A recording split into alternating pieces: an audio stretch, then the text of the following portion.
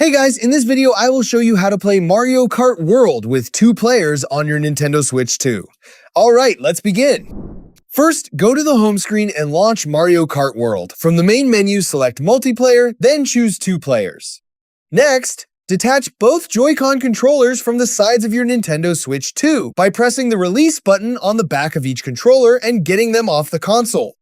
Once both Joy-Cons are detached, hold each controller sideways with the buttons facing up. Press and hold the SL and SR buttons at the same time until it connects as a separate controller. Now, use one of the connected Joy-Cons to press the right button to continue.